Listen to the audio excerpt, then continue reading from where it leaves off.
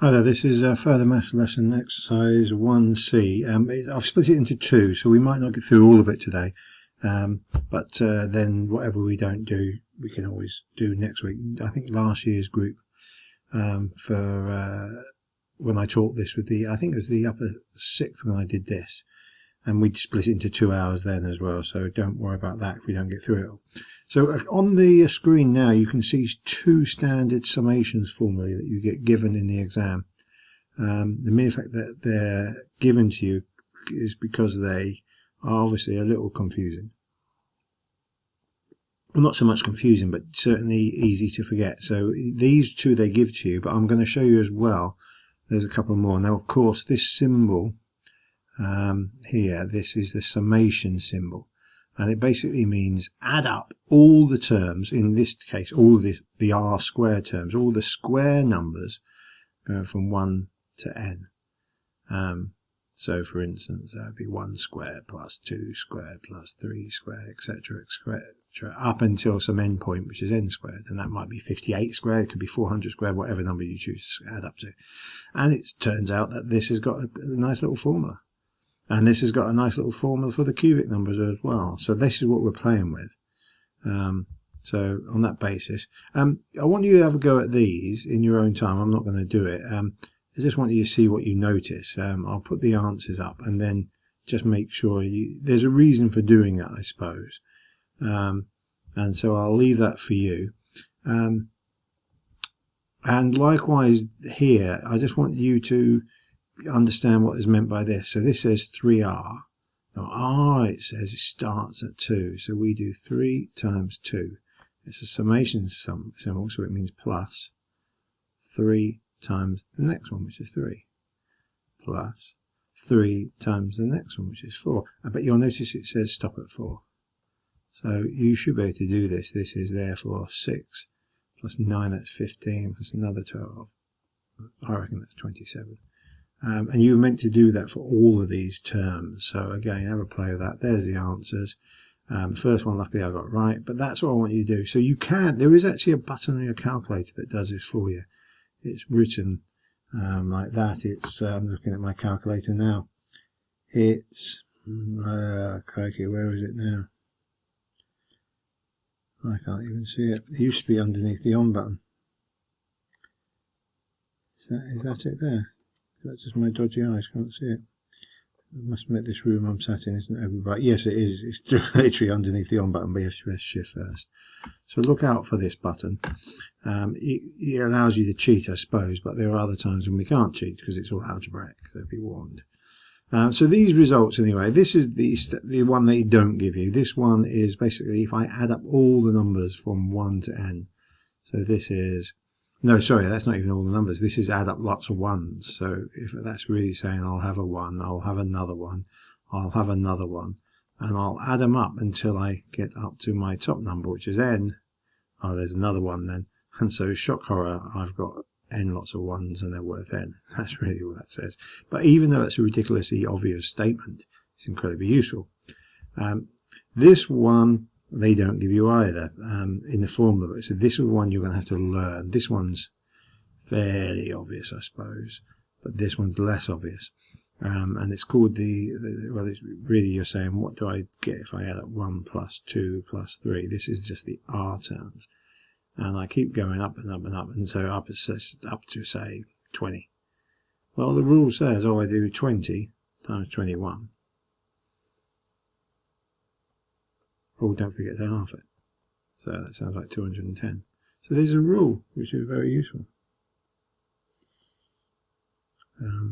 This rule, exactly the same. I just told you this. If I want to add up the square numbers, it's a sixth of the n value times by n plus 1 times by 2. It's great. You know, there are nice rules. You're meant to know how to use 2 of them. You're meant to learn 2 others. Let's do this then. So first of all, it says 1 times 2, 2 times 3. So if they do this, sometimes they give you the formula here. So really, this is the sum. Starting, well, n there, 1. I'm going to say starting with r equals 1. Now r obviously doesn't appear here. It's a dummy variable. And I'm going to times r by r plus 1. So really I'm repeating what it says over there. The reason why I have to do that is because it can work for all values. It has to work for 1, it has to work for 2, it has to work for 3. And it goes up to n. So that's where the n comes in. That's the stop point. So that's the first bit. Notice, by the way, this can be simplified, and that's what this comes down to here. This is, if I multiply it out, it's exactly the same, but I can just go, oh, that's r squared plus, obviously, an r. And when I have the summation of two things like that, I can split them.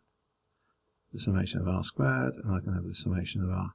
And technically, both of them are meant to write r equals 1 to n, and r equals 1 to n. And that's what the answer says. Here is the next one. It says, hence find the sum of them. Well, I now know that it's r squared plus r. So, hang on a bit. I've got a formula for r squared equals a half. Oh, can't remember it now. Is that the one that's at a sixth? Oh, yeah, it is. It's a sixth. So that's not half at all. It's a sixth of n plus 1. If I remembered it correctly, it's 2n plus 1. And that is a sixth of. Now, what's my numbers go up to? Oh, right, that's it. It doesn't. It carries on up to an n.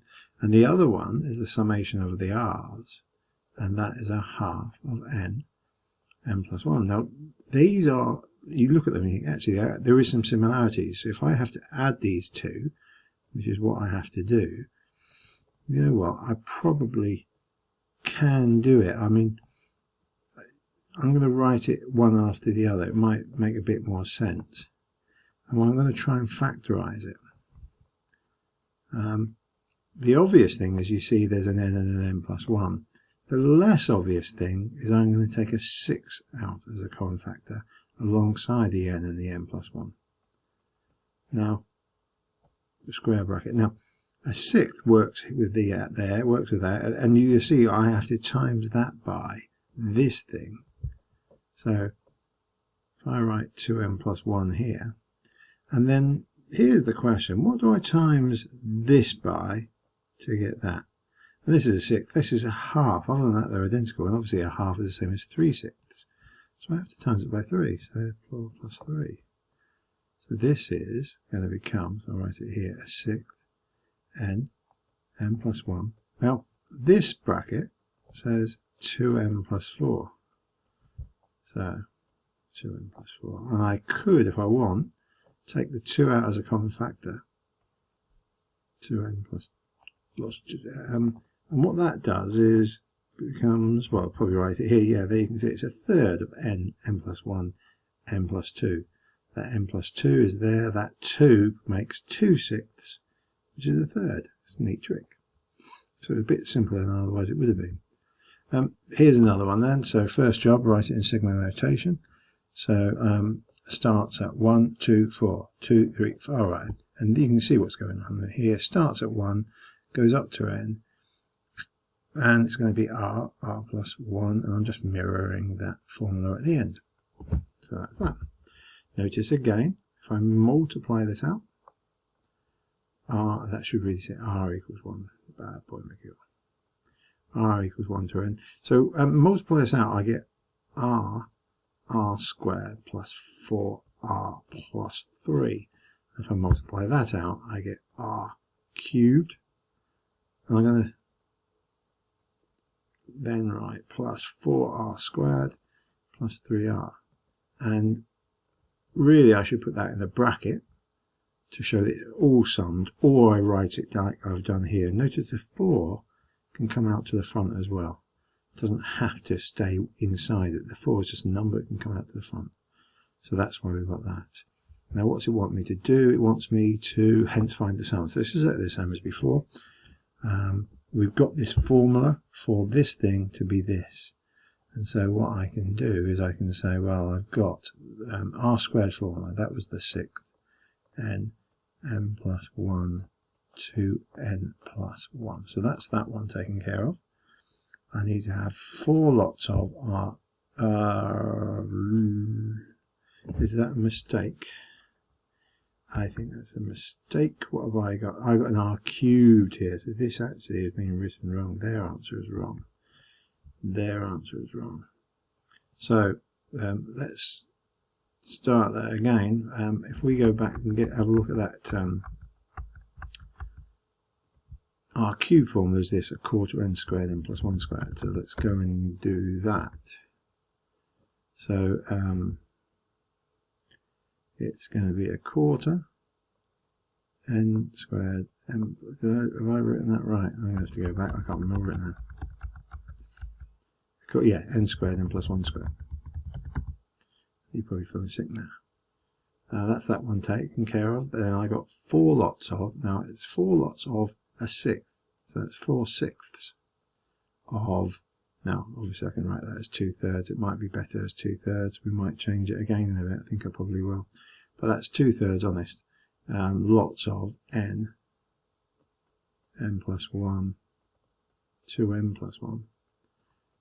Notice the 4 was important, and then they've got 3 lots of the r. Now I said the r formula was a half of n plus 1, so I've got 3 halves of. Now I'm just looking here for a common factor.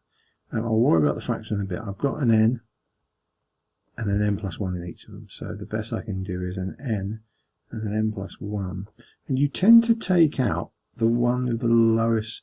You want something that everything goes into, I suppose. So I'm thinking 12ths. I'm thinking 12ths. I'm going to take out 1/12 because 3s and 4s and 2s will go into that.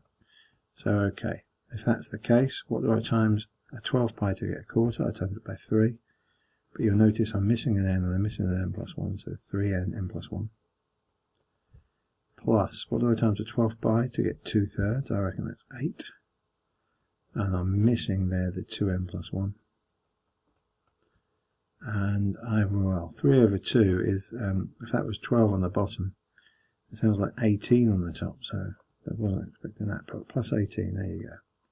So this equals a 12th of, that's an n on this, n plus 1.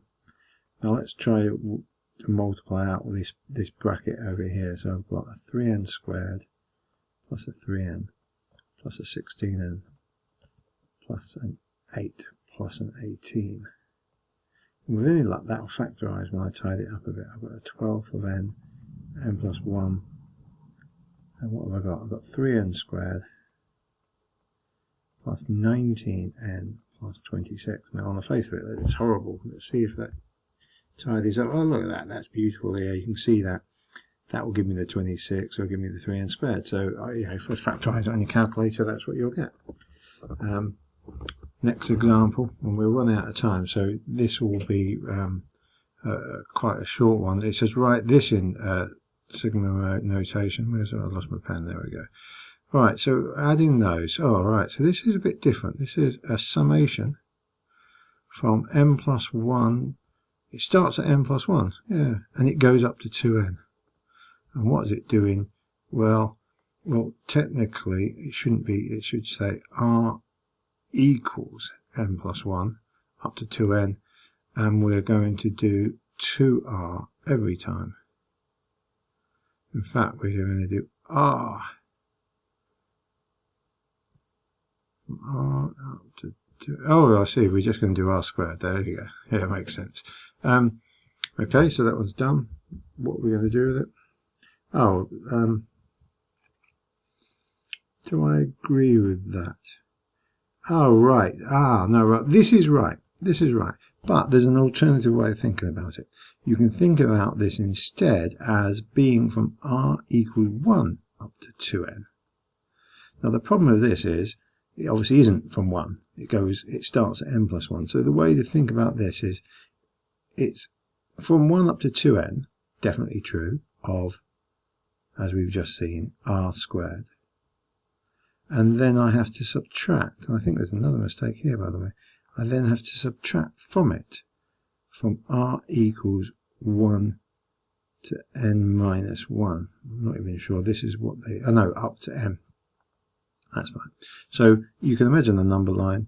It goes from 1 to 2n. Around here somewhere is n, and this is n plus 1, and these are the ones we want. I'm nearly out of time. That should also say an R squared, and that's why I think there's an error there. But I'll catch you next time, and I'll add this onto Moodle.